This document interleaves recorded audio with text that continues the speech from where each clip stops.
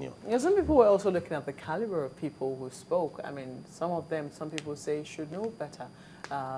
Amongst them were former Chief of Defense Staff, whom you think, has also assessed the situation. Or do you think that politics sort of is beginning to overwhelm what exactly is on the ground in Borno, Yobe, and Adamawa? Yes, it has always been a political thing.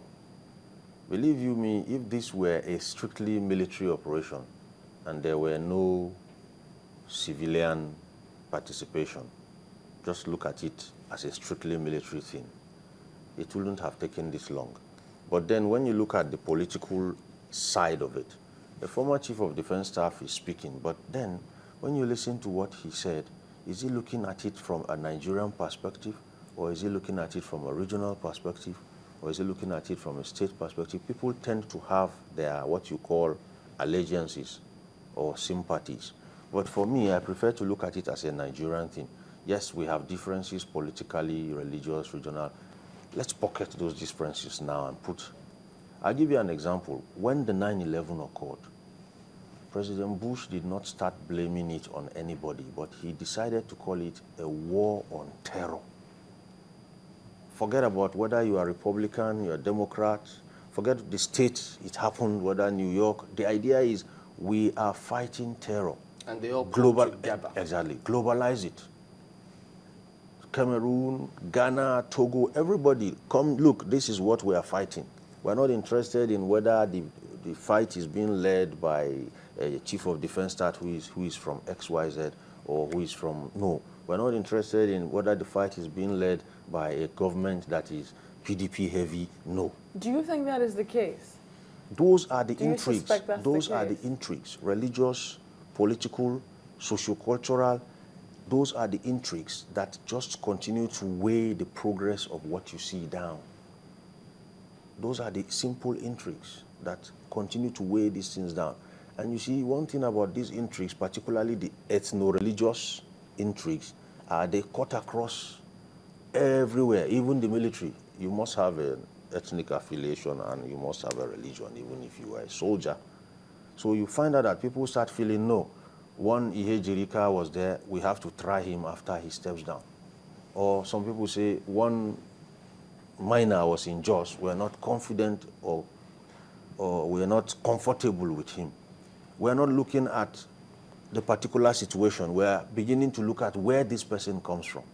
Whereas the threat doesn't have a state, the threat doesn't have a religion, it just goes after anybody that is unfortunate to be in the way. But this, some of the things they stated are not based on origin or location. They are based on happenstances, things that have happened in their locality. They talked about 20 to 30 Toyota Hilux vehicles moving freely in a situation of a state of emergency.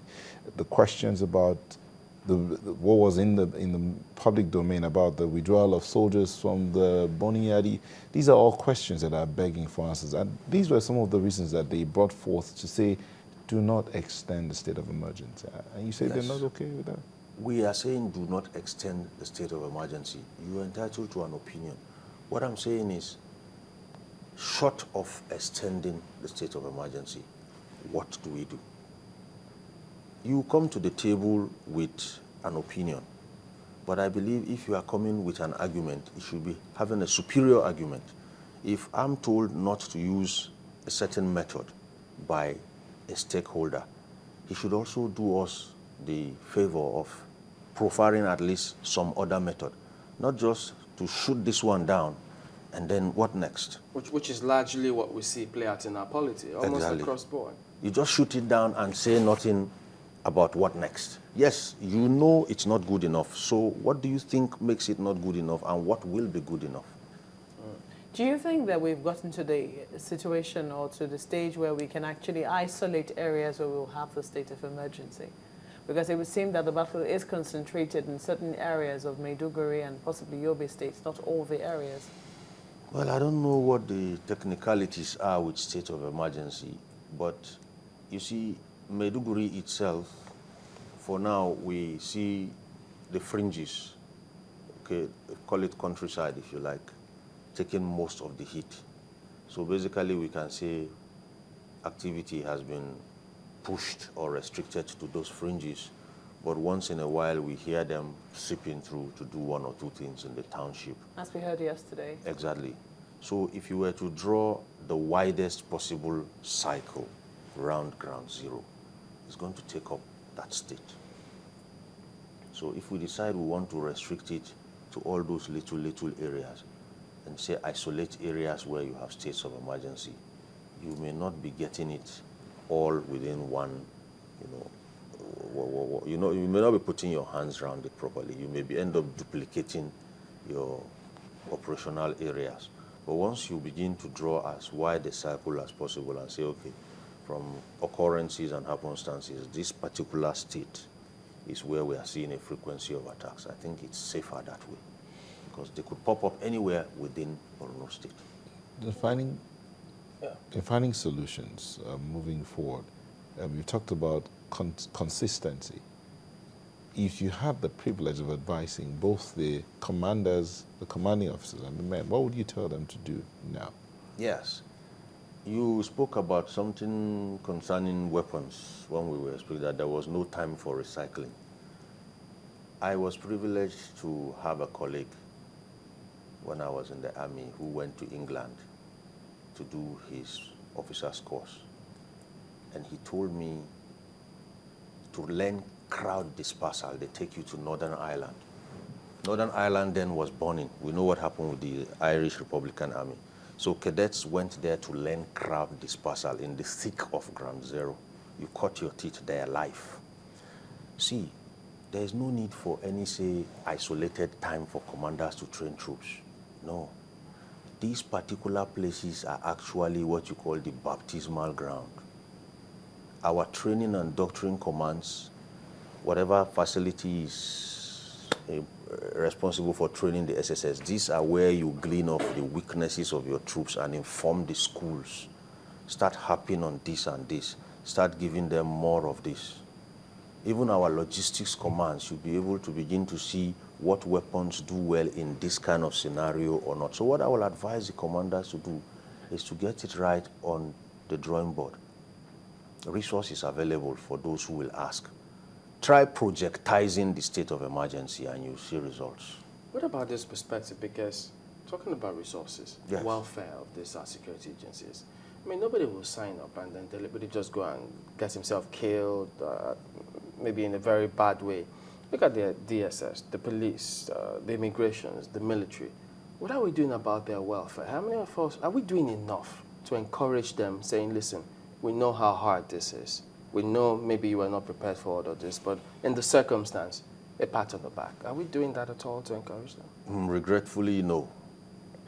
I'll tell you something. Security, whether public security or private security in Nigeria, is not taken seriously. So if you see the welfare, let me give you an example of welfare for the SSS, the police, the immigration, and all those ones you've mentioned. How would you feel as a serving SSS officer if you saw your mentor, who is now retired, carrying a placard because he's not being paid his pension? Wow. What you are going to get as a serving person is, there lies my fate the day I decide to leave the SSS. If I'm unfortunate to leave with my life, if I'm fortunate I die, it ends here. But if I survive and go into retirement, I'll join the queue of placard carriers. That is always there. Another thing we have to accept as public and private security agencies is to say we have a problem. More than is usual, I have seen spokespersons maneuvering with difficulty. Yes, I understand their position. Probably I'm talking freely today because I'm no longer under the yoke of the oath they take. But if you don't say you have a problem, then you can't get help.